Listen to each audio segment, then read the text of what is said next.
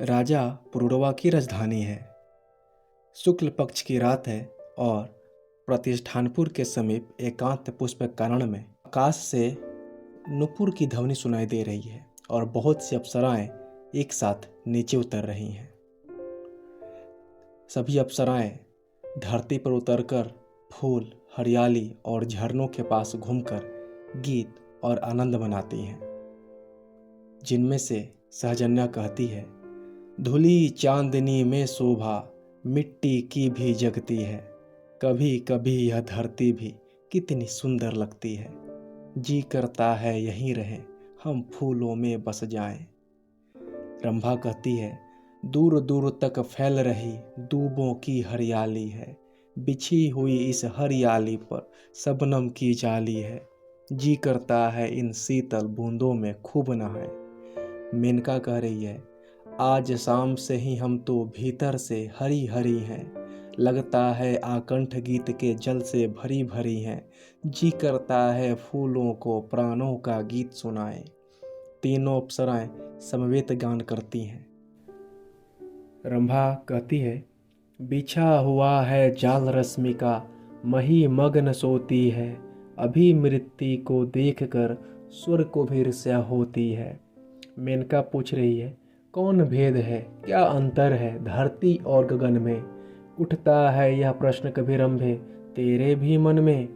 रंभा इस पे कहती है, प्रश्न उठे या नहीं किंतु प्रत्यक्ष एक अंतर है, मर्त्य लोक मरने वाला है पर सुरलोक अमर है, अमित स्निग्ध निर्धूम शिखासी देवों की काया है, मर्त्य लोक की सुंदरता तो क्षण भर की माया है।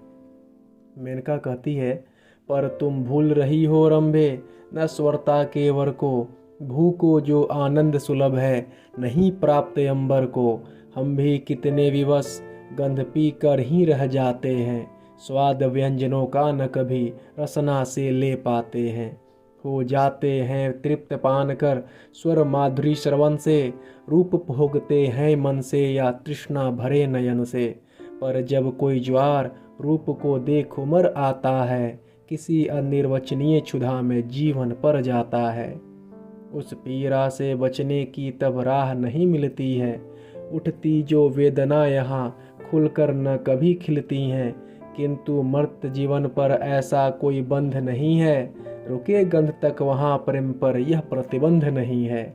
नर के वश की बात देवता बने कि नर रह जाए, रुके गंध पर या बढ़कर फूलों को गले लगाए, पर सूर बने मनुज भी वे यह स्वत्व न पा सकते हैं, गंधों की सीमा से आगे देव न जा सकते हैं।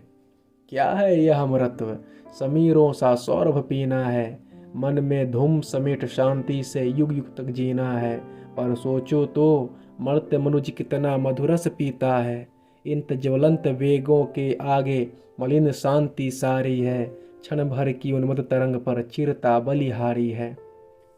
सजनिया कह रही है, साधु साधु मेनके तुम्हारा भी मन कहीं फंसा है, मिट्टी का मोहन कोई अंतर में आन बसा है, तुम भी हो बन गई महितल पर रूपसी किसी की, किन्हीं मर्त्य नयनों की रस प्रतिमा उर्वशी किसी की, सखी उर्वशी सी तुम भी लगती कुछ मदमाती हो, मर्त्यों की महिमा तुम भी तो उसी तरह गाती हो।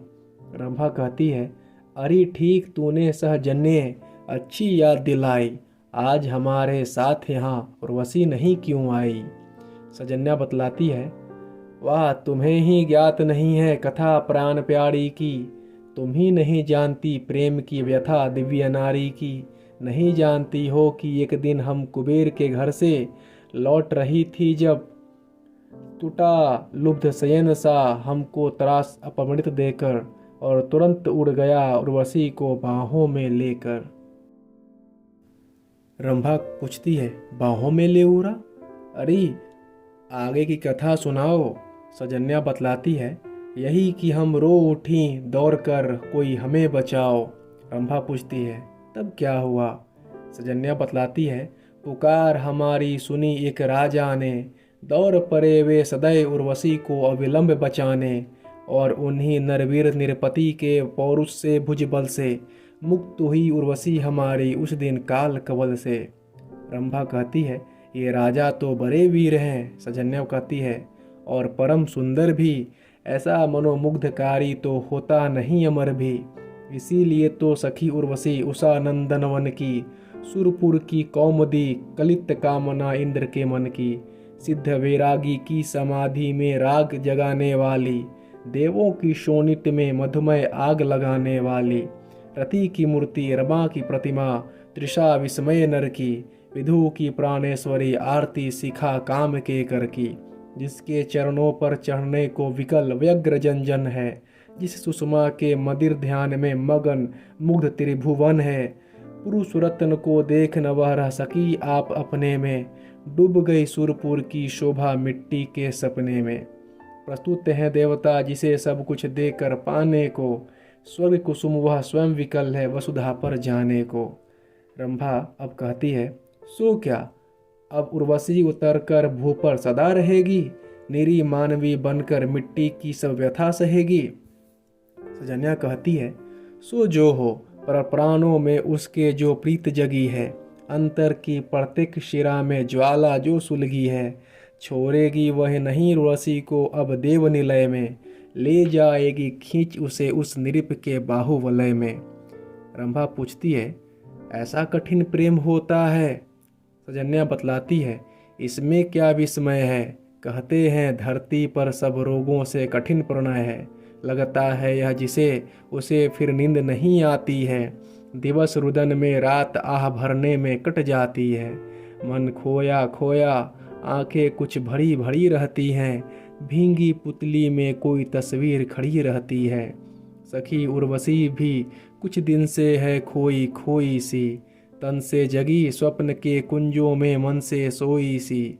खरी खरी अनमनी तोरती हुई कुसुम पंखुड़ियाँ। किसी ध्यान में परी गंवा देती घड़ियों पर घड़ियाँ।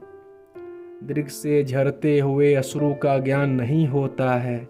आया गया कौन इसका कुछ ध्यान नहीं होता है। मुख सरोज मुस्कान बिना आभा विहीन लगता है।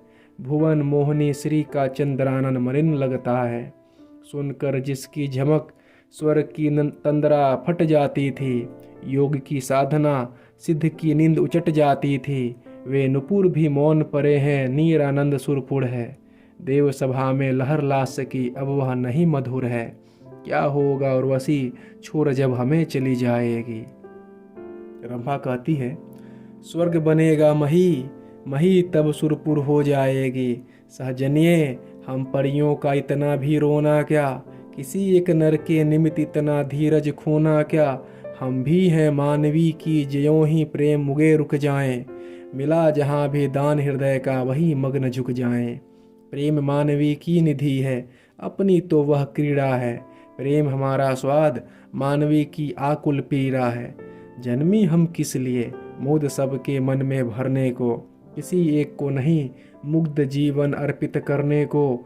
सृष्टि हमारी नहीं संकुचित किसी एक आनन में। किसी एक के लिए सुर भी हम नहीं संजोती तन में। कल कल कर बह रहा मुक्त जो कुलहीन वह जल है। किसी गेह का नहीं दीप जो वह द्युति कोमल है। रचना की वेदना जगा जग में उमंग भरती हैं। कभी देवता कभी मनुज का आलिंगन करती हैं। पढ़िया पढ़ी रंभन प्रकाश का मन का रश्मि रमण है। गंधों के जग में दो प्राणों का निर्मुक्त रमण है। सच है कभी कभी तन से भी मिलती रागमयी हम। कनक रंग में नर को रंग देती अनुरागमयी हम। देती मुक्त उरेल अधर मधु ताप तप्त अधरों में। सुख से देती छोर कनक कलशों को उष्ण करों में। पर यह तो रसमय विनोद है भावों का खिलना है। तन की उद्वेलित तरंग पर प्राणों का मिलना है। रचना की वेदना जगाती पर न स्वयं रचती हम। बंध कर कभी विविध पीड़ाओं में न कभी पचती हम सागर आत्मजा सिंधु सिंही असीम उच्छल हैं।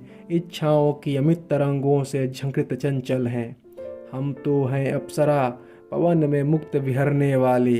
गीत नाद सौरभ सुवास से सबको भरने वाली। अपना है आवास न जाने कितनों की चाहों में, कैसे हम बंध रहे किसी भी नर की दो बाहों में।